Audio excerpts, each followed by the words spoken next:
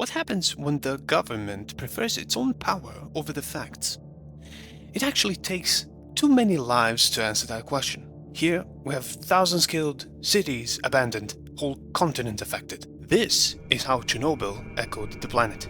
Soviet engineers had discovered that RBMK 1500 reactors have a fatal flaw, yet they were silenced by the secret services because no common man can question the authorities.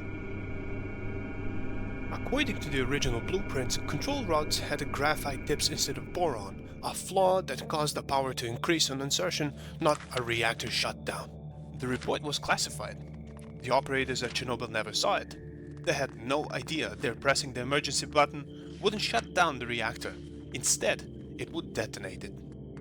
On April 26, 1986, in Chernobyl Nuclear Power Plant, USSR, the reactor 4 was running a routine safety test, proving that its turbines could sustain the coolant pumps during a power transition. It was the fourth attempt. The previous three had already failed. At 1 o'clock and 23 minutes in the morning, the test began.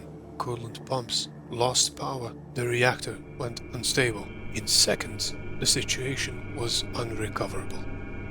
Desperate to stop the chaos, an operator hits the emergency AZ5 button. Due to the graphite tip flaw, the control rods spiked the power instead of stopping it. The reactor that was rated for 3200 megawatts in under 4 seconds, it hits 33,000 megawatts, 10 times its limit. The coolant water flashes to steam. Pressure shockwave blows up 1,000-ton reactor lid of its housing. Oxygen rushed in, hydrogen ignited, and a second explosion that tore through the building launched radioactive graphite into the night sky. 15 kilometers away in Pripyat, residents woken up by the blast reported a strange blue glow rising into the sky. That was the Chernobyl effect, the ionizing air above the open, burning reactor core.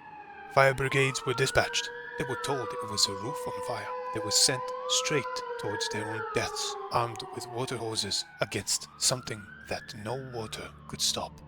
By dawn, 50,000 people went to work. Children went to schools. Some noticed an odd metallic smell. No alarm was raised. Not a single official word left the plant. The air was already contaminated. 36 hours after the explosion, Soviet officials finally began evacuating Pripyat. Meanwhile, Swedish radiation monitors had already detected the fallout. The Soviets falsely claimed the situation was under control, protecting their regime, not their people. 350,000 displaced.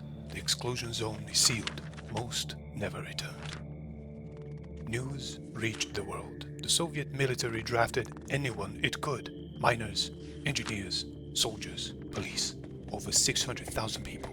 They were called the liquidators. They cleared the radioactive graphite from the reactor rooftop by hand. Most were never told the true radiation levels. Their equipment failed instantly. Most received a little dose of radiation within minutes. The Soviet government's official death toll, 31. Experts, eyewitnesses and scientists agree that the real number is far higher. The records were never corrected. The true figure was never made public. Nearly 100,000 liquidators were sent to construct a concrete shell over the burning reactor. It took 206 days. Thousands of tons of concrete, steel and lead. Endless shifts in a cloud of inevitable fate. The sarcophagus was complete, and it was never designed to last. The permanent replacement was finished in 2016. Back in 1987, 6 men stood trial in a makeshift courtroom in Chernobyl. Brikhanov, Fomin, Dyatlov, and others were convicted of the operator error. The graphite tip design flaw, the real cause, was never acknowledged in court, not once. In August 1986, Valery Legasov delivered a 5-hour briefing to the IAEA in Vienna, 388 pages, and deliberately omitted the graphite flaw to protect himself and the Soviet nuclear program. Consumed by guilt and terminal radiation illness, he recorded everything on the tape, the design flaws, the cover-up, the lies. Then took his own life in April 1988. His death made the silence impossible to hold. The KGB was forced to quietly order modifications to every remaining RBMK reactor. And that is how Chernobyl changed the world forever.